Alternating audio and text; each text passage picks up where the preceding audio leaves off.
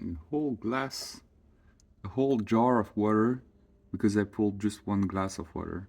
It's crazy. Why is it wasting so much water? This is a Waterdrop G3P800, which is supposed to be the best thing.